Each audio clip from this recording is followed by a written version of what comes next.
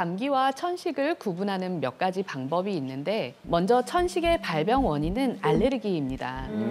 평소 알레르기 체질이 있던 환자들에게서 알레르기 원인 물질이 들어오면 갑작스럽게 발병하기 때문에 이 발병 원인은 사람마다 다 다르다고 할 수 있습니다. 그에 반해서 감기는 200종이 넘는 바이러스에 의해서 발병하는 감염병이고요. 감기의 기침은 2, 3주 안에 보통은 완화되기 마련입니다. 그런데 반해 천식 기침은 3주 이상, 한 달 이상 기침이 지속됩니다. 네, 그리고 그 외에도 발열이나 어떤 오한, 몸살 이런 증상도 사실 천식에서는 흔한 증상은 아닙니다. 그리고 천식에서는 그 엑스레이를 촬영해도 폐에 이상 소견이 나오지 않기 때문에 정상으로 나오는 경우가 많아서 판별이 어려운 경우가 많습니다.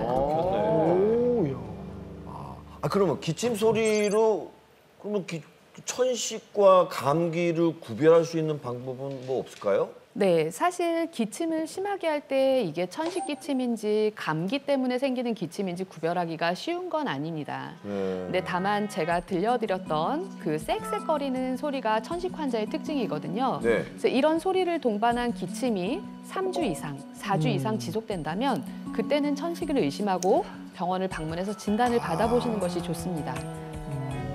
혹시 내가 천식에 걸릴 위험이 만약에 있는지 그런 알아볼 수 있는 방법이 없나요? 네, 방법이 있습니다. 먼저 본인의 알레르기 체질을 확인해 보시는 것이 좋겠습니다.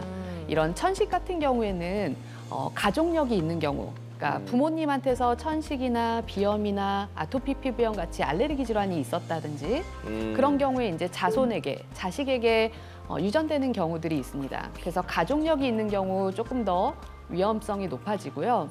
그리고 본인이 알레르기 비염이나 다른 알레르기 질환을 갖고 있다면 그게 천식으로 발전할 가능성도 있습니다. 이런. 그래서 제일 좋은 방법은 만약에 의심되는 증상이 있으시다면 알레르기 검사를 빨리 해보시고 이 원인이 되는 알레르기를 확인해서 그거를 최대한 피하시는 게 좋고요. 질병에 어떤 의심되는 부분이 있다면 빨리 진단받고 치료받는 것이 좋습니다. 그러면 저는 사실 비염이 있거든요. 근데 보통 비염이나 아토피 같은 건 완치가 어렵다고 하잖아요. 천식은 어때요? 네, 사실은 천식도 완치가 쉽지 않은 병입니다. 알레르기가 체질인 것처럼 어느 정도는 지속되는 부분이 있는데요.